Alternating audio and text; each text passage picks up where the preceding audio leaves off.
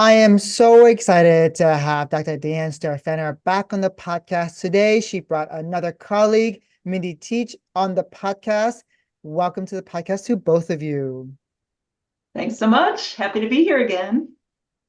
You've been quite busy. You keep on coming out with books. You're doing the Andrea Hungesfeld route, where she like produces books every like year, it seems.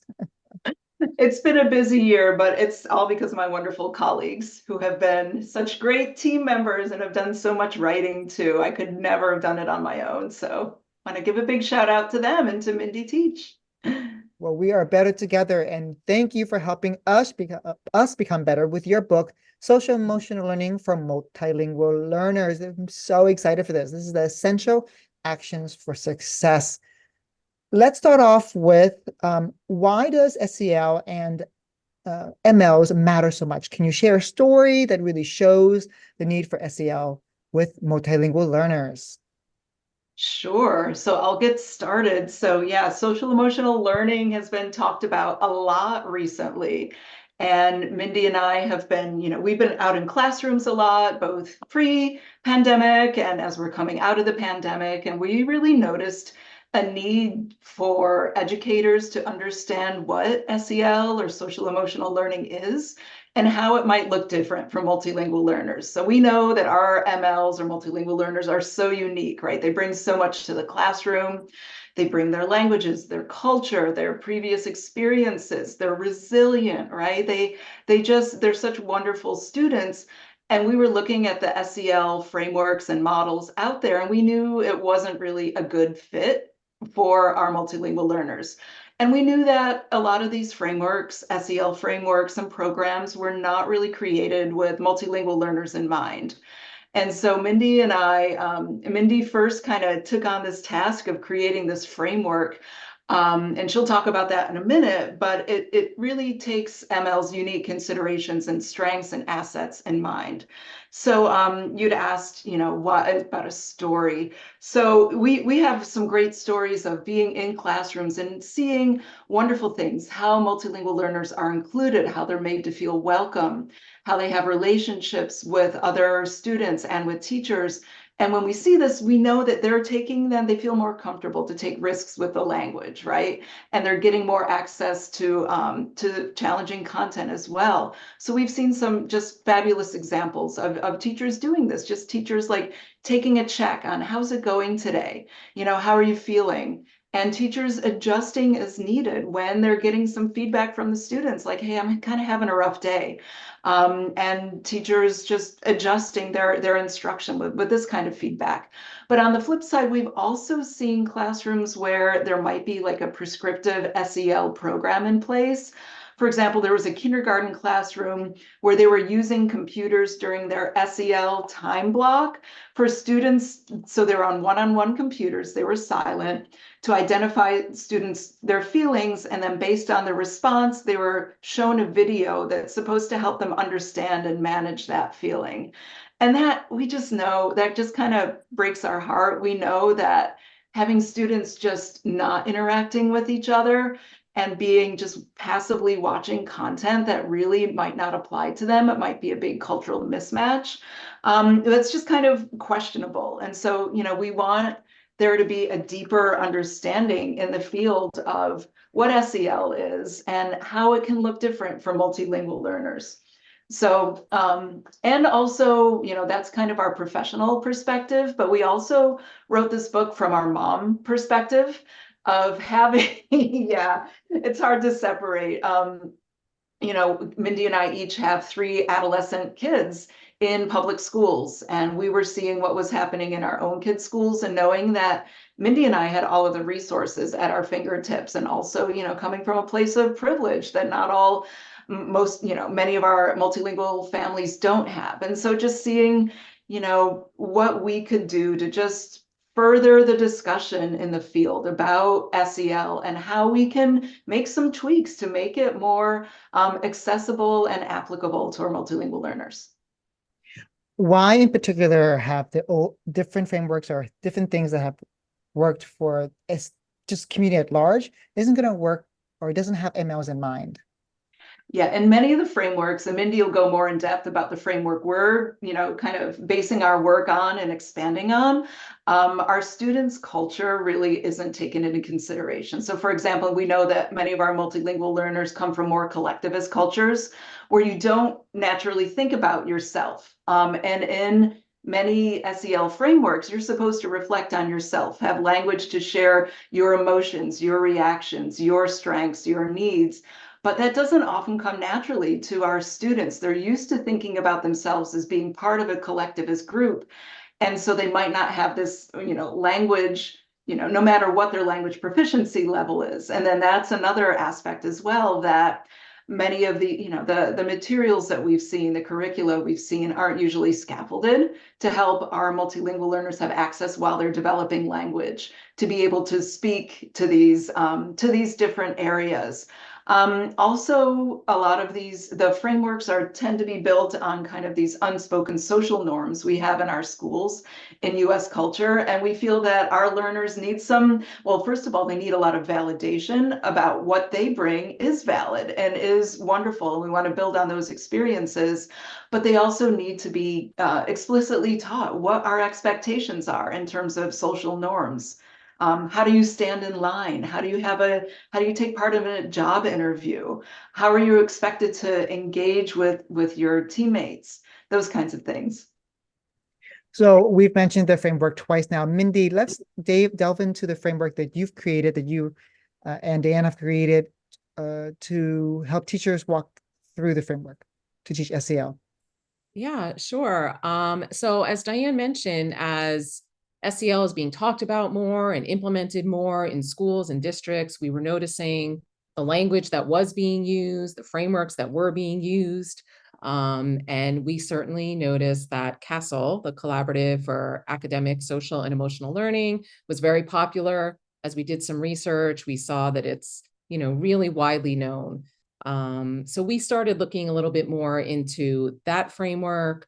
We dug a little bit more deeply into the definitions for each of those SEL competencies. And, as Diane said, we started having, our own conversations around whether and how and if this might apply and be applicable to multilingual learners.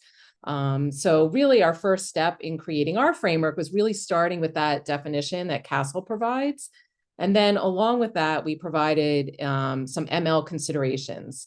So thinking about, what would make this, what could we add to this definition? What would we want teachers to think about in terms of ML strengths and ML needs that would help them better access this competency? So that we kind of put together into our ML considerations.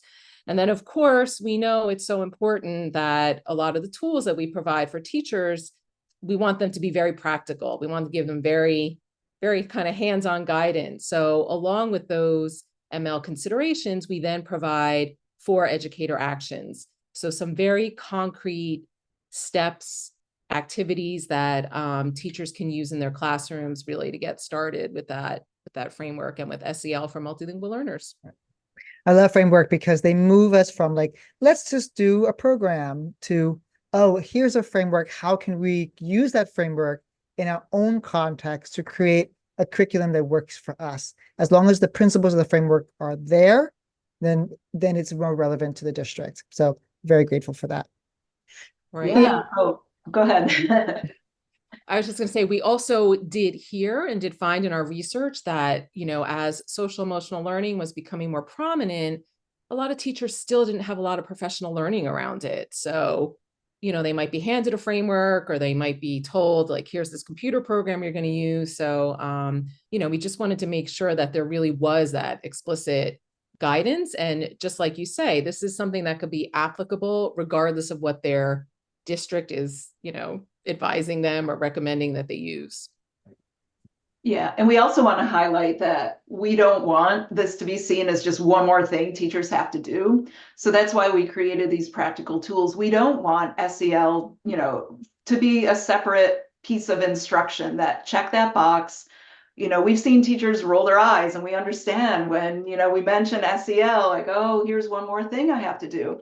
But, what Mindy and I really highlight throughout the book is that these practices should be integrated into teachers' day-to-day instruction, and not just, multilingual or EL or ESL, ELD teachers, but all teachers should be integrating these things. And it's, just another way to really promote students' academic language, access to content, but also weaving in thinking about being intentional about their well-being and their relationships and their sense of belonging at school, which is going to make everything else grow anyway. And a lot of these practices are what many ESL teachers might already be doing, but just not calling SEL.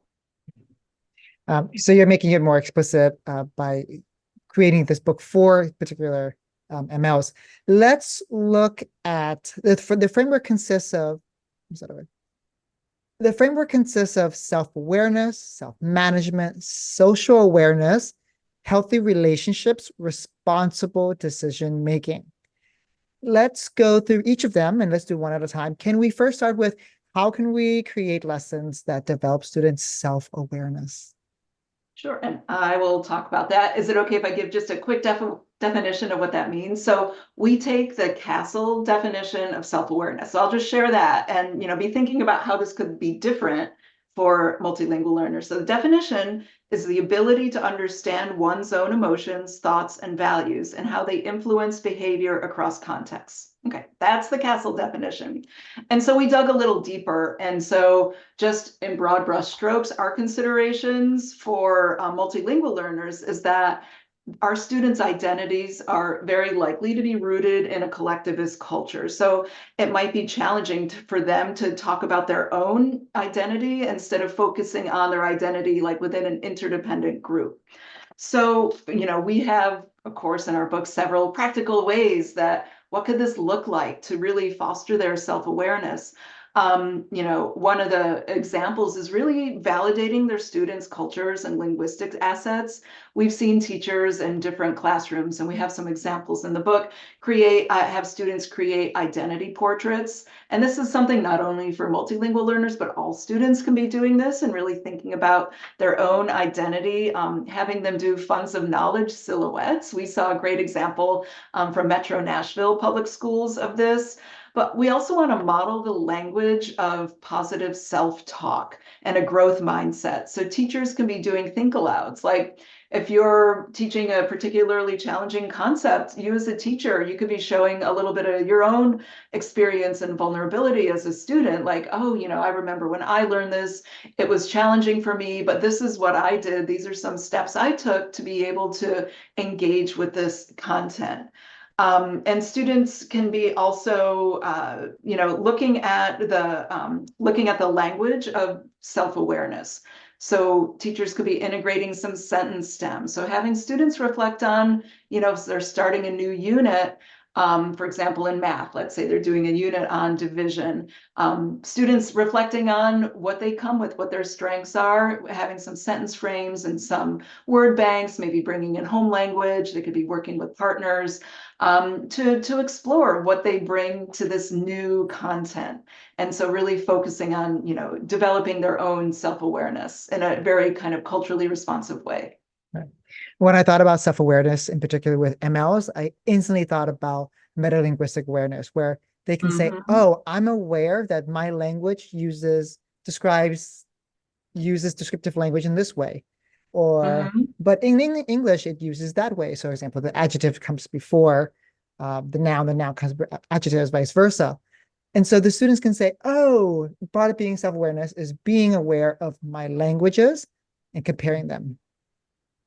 Yeah, absolutely. Yeah, that linguistic piece is key. And we highlight really pulling out cognates, right? And developing that awareness and always validating and drawing on their strengths of their home language. Let's move to integrating self-management. Okay, I'm going to talk about self-management, and I'll also start by sharing the definition. So the definition of self-management is the abilities to manage one's emotions, thoughts, and behaviors effectively in different situations and to achieve goals and aspirations. So when we thought through this definition, what really became clear to us is that this is a space where ML's potential unfamiliarity with our social norms could really come into play. How we manage our emotions, how we interact in different situations is really based on expectations in the environment around us. And for a lot of multilingual learners coming new to schools, they might not be familiar with all those social norms. This is especially challenging because we can't necessarily articulate and teach every single social norm. It's not like a list of rules that we want people to follow. So we really thought about this role of social norms and how we might be able to support students around social norms. So one thing that we talk about in the book and one action that we share that can really be helpful for this is to bring in some role plays. And we recommend that educators really think about which of those social norms are really going to be distinctly different and which are going to be really important for students on a regular basis. So for example, when we think about elementary students, this whole idea of what goes on in the cafeteria could be really new and different and confusing. So that might be an area that we would want to think about in terms of having some of these role plays around what goes on in the cafeteria. Like, how do we get our food? How do we decide who we sit next to? When do we throw out our trash? So many of these things to think about. And then on the secondary level, we were thinking a little bit more of like students who might be taking part in job interviews. There are so many unspoken social norms. Do we shake hands? Do we make eye contact? All of these pieces that are going to be important factors in potentially whether or not a student might make a good impression in a job interview. So we share some guidance around role plays and some, we have a peer checklist in there so that students can support each other around, improving some job interviews. And again, so self-management is also a place where we're going to want to be thinking about what students are bringing to the classroom, what might be different, what expectations might be different at home or within their community. And we encourage teachers to think about, how can you validate what students are bringing while also supporting them to be comfortable and be able to, interact in this new school environment. Thinking about self-management, particularly with MLs, I think about the collectivist society, where many of them come from, and our more typical individualistic society. And students struggle with that, particularly secondary students where they're like, I didn't copy, I worked with my colleagues, I worked with my friends to do this, to finish this. Like, that's not, in our culture, that's not copying, we're just helping each other. We help each other do that. But in America, in American schools and international schools, we say, oh, no, you can't do that. That's like academic integrity. And so helping students see, like, in one culture, work is done individually. There are times when it's done collectively. And in other cultures, you're more prone to work together. But then we have students realize, okay, let's self-manage how much we help, and let's redefine how much collaboration we do with each other. And I think your point about being very explicit about, we do this here, we might do that, this might be the way it's done in a different culture, like acknowledging that happens, but just, again, setting the expectations. And as you say, learning that self-management around, when can we be very collaborative and when is it not really appropriate? Yeah, and Tom, that, your example of plagiarism really speaks volumes, right? I've experienced that as well, teaching in a high school classroom and also teaching in Mexico where, yeah, we work together. Why, what's going on with our grading, right? Like, why can't we keep doing this? Why can't we turn in the same answer to a question? So it's really important, in this competency to be very explicit about our expectations, Yeah, I agree. Everything in instruction goes back to the explicit and being clear without expectations. When students don't know, they're like, I don't understand why I'm being penalized, because they're seeing their world through their cultures, and we're seeing our instruction through our cultures. And so they might be a mixed match. So that's always helpful. Let's move to fostering social awareness. Let's define it, and then how do we integrate it with MLs? Great. Yep. So the CASEL definition is the abilities to understand the perspectives of and empathize with others, including those with diverse backgrounds, cultures, and contexts. So when Mindi and I were looking at this, we're like, this is where our students are going to shine, right? Our multilingual learners, they have to deal, they have to navigate these cultures every day and, demonstrate empathy.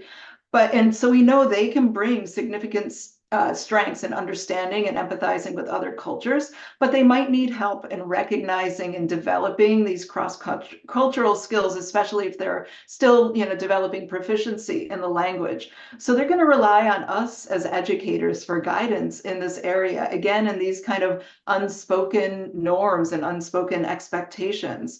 So one example, one tool or one tip we would give is to really dig into the concept of empathy. And again, this is going to be very critical for our multilingual learners, but all students need to have a sense of empathy, especially as we're living in more global, interconnected environments. So you can integrate empathy building into your instruction. So we have, talk about an example of looking in social studies at a historical figure through the lens of empathy and digging into these, how could you empathize with a figure in history, for example, and what do you learn from that, and how can you build in language around that? It's a great way for multilingual learners to have a deeper sense of connection with, for example, in social studies or in U.S. culture in general. And also, we want to think at the same time of creating a safe and comfortable space for our students where they feel comfortable sharing their perspectives. And we see a lot of teachers do this, have beautiful classrooms, right? Kind of like these Pinterest-worthy classrooms. And those are great. We call those the nice to haves, but the must-haves are really building those connections with students, helping them feel safe and helping them feel comfortable. It just reminds me, I was at a school district in Massachusetts last week that's had a big increase in the number of newcomers. And just thinking, we were doing student focus groups, advisory groups of middle school multilingual learners. And a student, just talked about how they're adjusting to life in the US. I don't know if this is a tangent, but it just made me think of this quote. And the student said, our parents have done so much to get us here and to be here for our education. And we owe it to them to work hard in the classroom and to try to succeed. And, it just, that quote just really spoke to me about how much should we be doing in terms of SEL and helping them to feel comfortable to really live up to those high expectations that their parents have. They are the hope for many of their families. Actually, I'm sure all of their families, they're the hope for a better future. Can you give us more? Let's talk about empathy. How might we integrate that, in a specific class? Do you have an example of social studies class or an English class that might have that? Yeah. So we we developed this unit in social studies class where students are looking at, so in elementary, upper, fourth, fifth grade, they're looking at figures from the civil rights movement, and they're researching students who are their age who are involved in the movement. And giving them some parameters and some supports and scaffolds to do some research, and then to write a letter to the figure, and weaving in concepts of empathy about how they can relate to this student and what the student did at that time as someone who is their own age, and just making connections with themselves and developing the sense of empathy. And it was really interesting researching these concepts of the different facets of empathy. I mean, we throw that word around a lot these days, but there is a research base behind it, and looking into what it can mean and how to teach the skill and the different facets of it in student-friendly language that's accessible for multilingual learners. I am thinking about Dr. Udines Bishop's quote on mirrors, windows, and sliding glass doors. And she says, we can use literature that we are having students read as windows, mirrors, and sliding glass doors to learn about other cultures. And so I'm thinking about my own class. My current ninth graders are learning about Vietnamese refugees as part of what happens to revolutions. The last unit we learned about was revolutions. What caused them? What are the consequences? Now this one we're learning about, oh my goodness, the consequences of a revolution, and going deeply into the life of these Vietnamese refugees. And we're watching videos before several of the chapters to see them in the boats, to see them in their camps, to see them being transported to different countries, the receiving countries. And a lot of my students are Khmer students, and they are connecting to, oh yeah, my family had to do that too. My uncle had to immigrate. He left Cambodia during the Khmer Rouge. And so students are seeing, I'm particularly focused on anytime that the documentary shows students their age. And that's another way to connect. Yeah, yeah, I love that. So I sense a spark of a lesson plan idea for you. Yeah, Yes, definitely. go ahead. Just being, super intentional about building in these opportunities to explore empathy. And our students are hungry for this. They're hungry to make connections with others, be it, right now in the physical environment online, or to previous, figures from history. Right.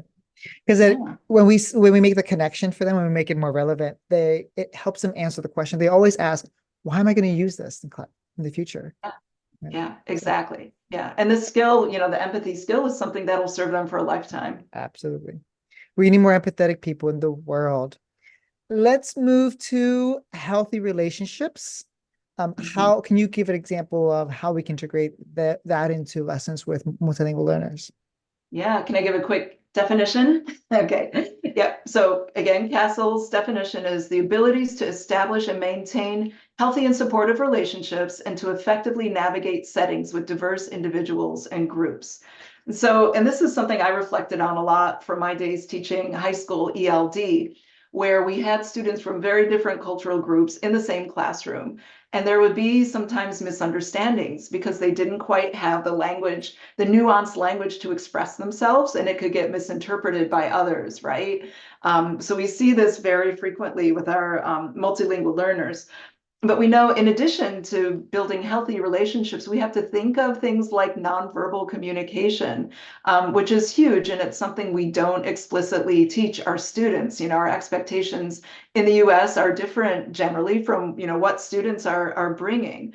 And so, that can be really challenging for students. So, one suggestion is to explicitly teach about nonverbal communications while validating our students' nonverbal communication patterns. So we've developed a tool in the book to look at pragmatics. So, how you use language, how you use space to make meaning, and it's really fascinating. I'm not a linguist, but I'm really interested, of course, in linguistics and, being a language nerd.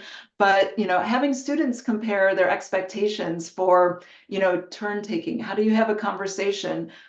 How close do you sit to somebody when you're talking? I remember doing a professional development session not too long ago with a teacher who said, yeah, I came from South America and I would just sit right next to somebody, like right up against them in the space. And she said, I was really appreciative then when someone said, hey, we don't really expect that, here in the US. So it's so tough for students in general to build relationships, but without these kind of unspoken social norms being made explicit, it's even more challenging.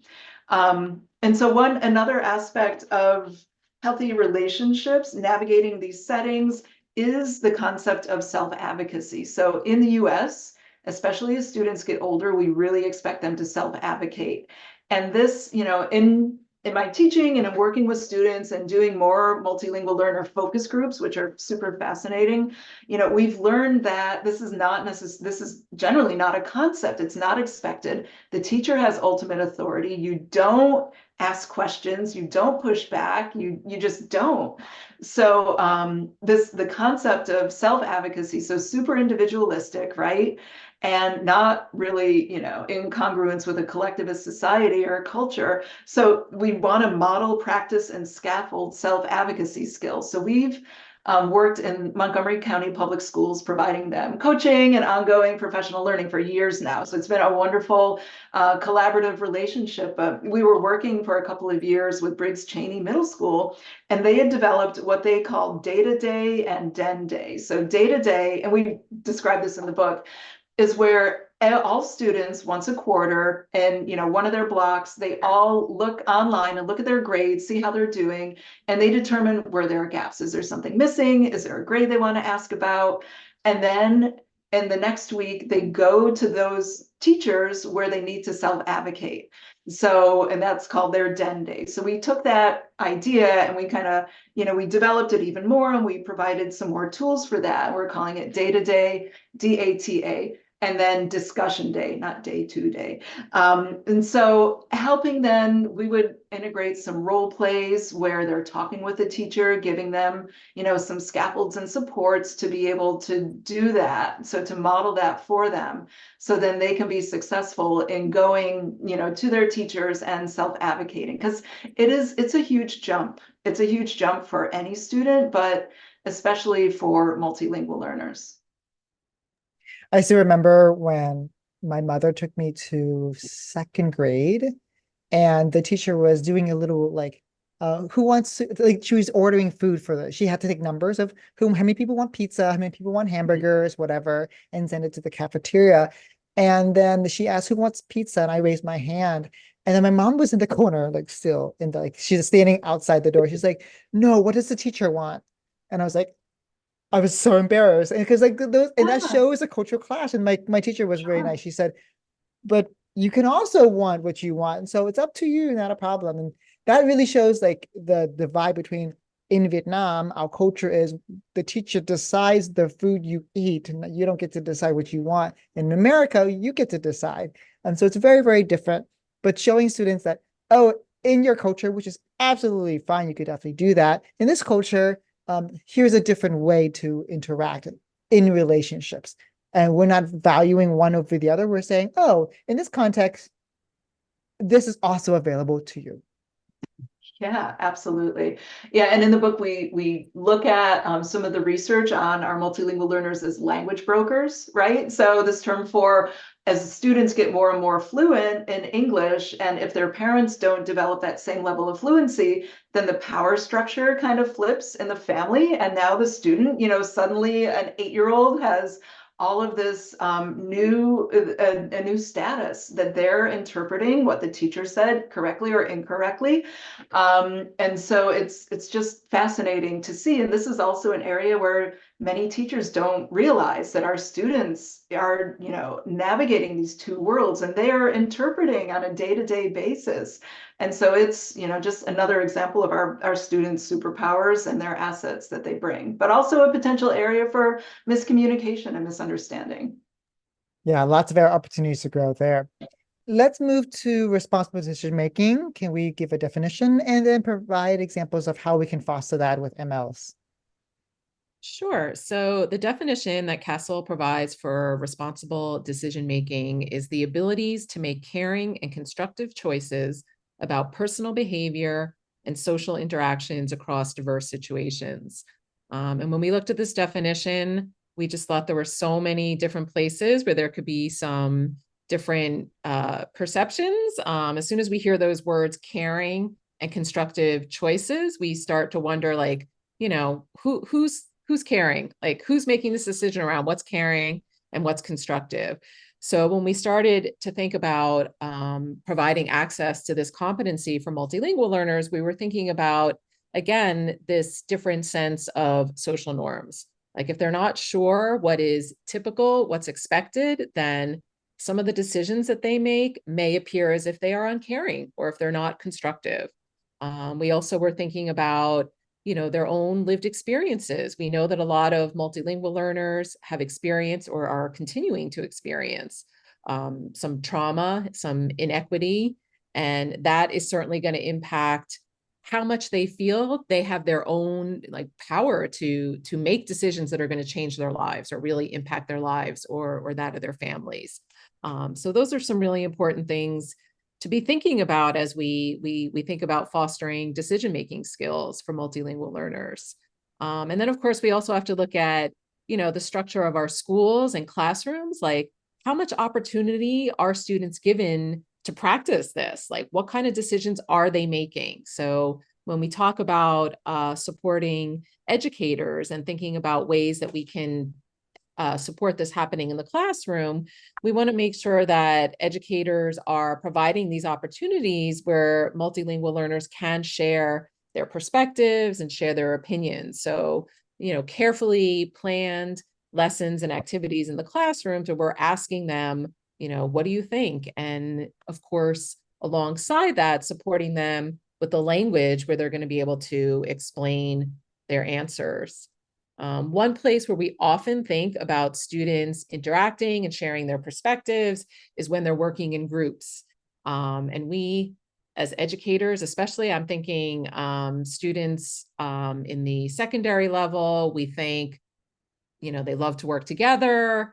They love to interact with each other. They don't want to interact as much with the teacher. So grouping is just such a great idea. And I also very recently had an experience with a focus group of students, multilingual learners in a school district, asking them, what's it like for you in classes? What is it like for you? Do you feel comfortable? Do you interact? And they, across the board, shared how much they hated group work. And one student said, except for when I feel comfortable with the group. And, we thought as we looked at this competency also, like, we can group kids together, but unless they're interacting, they're not really sharing their perspective. This is not really a good time for them to be practicing unless they're really comfortable. So all that to say, one of the tools that we provide is sort of a tool to help you think about grouping students in a way that will make them feel comfortable or enable them to feel comfortable so that they will then interact. Certainly when we group students, we might have an academic goal, a language goal, but unless the students feel comfortable and they're going to be willing to participate, they're not even going to want to interact. So thinking about what might help students feel comfortable. Do they have a similar background? Do they share a similar language? Do they share a similar interest? These are questions that are really important to think about as we're grouping students. Yeah, and Mindi, if I can just jump in there and make a connection to our other book, Unlocking Multilingual Learners' Potential. This is an area of scaffolding. One type of scaffolding is intentional student grouping. And just in our work out in school districts, it's one of the areas that a lot of teachers could use a little bit more support with. So, putting students together and, okay, let's do a turn and talk. Well, without being intentional about who we put together and why, and align that to the task and what we're looking for in terms of success criteria and student outcomes, student interests. Some of the areas that Mindi was talking about include, how comfortable they are, what their home language is one more, fluent in English than the other? What relationships do they already have? What about cultural differences? Do girls prefer working with girls, for example, in their cultures? So it really warrants a deeper dive. And especially, this is one of the areas where we know we need to focus on as a field based on our work in classrooms and the research is getting students to interact, to use the language more instead of the whole group kind of call and response where one or two students are doing all of the responding.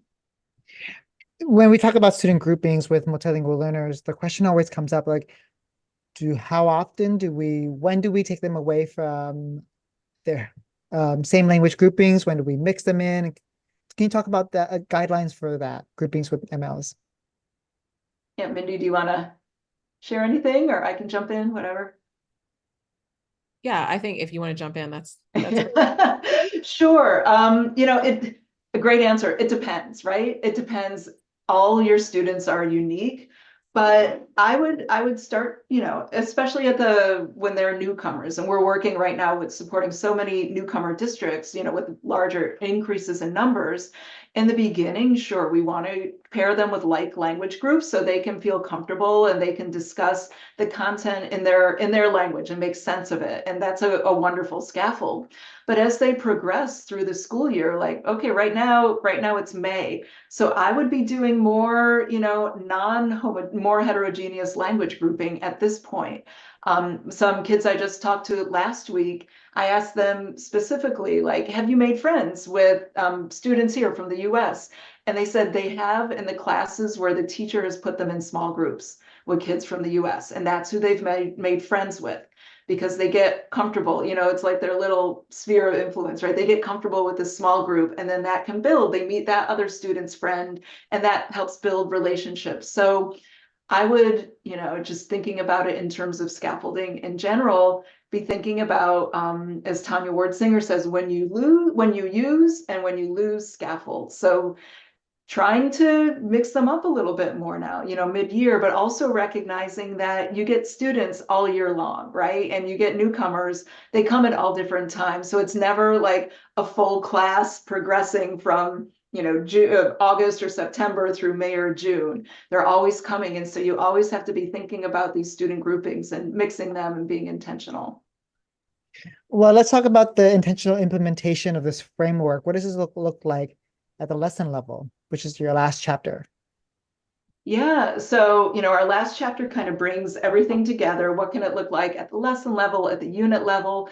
And also, and we haven't spoken about this yet in this podcast, we weave together programmatic implications and considerations that, like some of these SEL strategies that you might hear of, right? Like doing deep breathing. Well, that's all great, but if a student is experiencing trauma, or if they're just put in the back of the classroom all day and not interacting with peers, that's really not going to do anything. So we've really got to consider the whole picture, and what we can do as educators. And so we build in a lot of tools in the last chapter to reflect on where your school is, where your district is. Who do you want to work with? We really don't tell you like what to do. We just give you a lot of things to think about, and you can devise your own path. We give you some things, we give you a lesson and unit planning template. Take it, use it, tweak it, whatever you want to do with it. We always encourage educators to take our tools and make them your own. And we want to think about, you can't really do the whole framework at once. We'd encourage you to prioritize maybe one competency, work with others who also want to prioritize that competency, and then integrate some of the tools systematically, and then come back and talk about it and reflect. And then maybe at that point, you might want to introduce another competency, and think about it that way, and choose from the a la carte menu here that we're offering. We also have some considerations about using SEL screeners. A lot of school districts use these screeners now to see how students are doing in terms of SEL, but then we encourage you to really take a look at the results and then make and share it with students, so students feel like they're doing survey upon survey, but they're not seeing, a lot of times they're not seeing changes. So being very vocal and explicit about what changes you might be making at a grade level, at a school level. So so we talk about these kinds of, we give you lots of menus of options in the final chapter to take it and make it your own. Well, we are definitely going to make it our own with your guidance. You gave us a framework, you gave us a template, and I think you gave us a new paradigm shift. When you think about working with MLs, a particular SEL, you are saying, how does their culture see this? And how does our culture see this? And then where are the bridges we can build in between? And so thinking about self-awareness, self-management, social awareness, healthy relationships, and responsible decision-making. We give students opportunities to share what that looks like in their culture, but then we also say, this is how we do it in this culture, so that you're not ostracized, so that you're not, so that you can feel like you can participate. That's really why we're doing this. We're teaching students the skills so they can participate fully in a different culture that they're not used to, but also it gives us an opportunity to see into their cultures. So thank you so much, Dr. Diane Staehr Fenner and Mindi Teich. What a lovely last name you have, for being here on the podcast and sharing with us. I always think about this quote where it's like, you will be hired for your technical skills, but fired for your lack of social skills. And so this book is helping our students. Your mini books is helping students learn the quote unquote technical skill of English or academic English. But this book is the yin yang version of saying, how do you also develop your social skills in this context? So thank you so very much. Thanks so much for having us. It's always fun to talk to you. Thank you.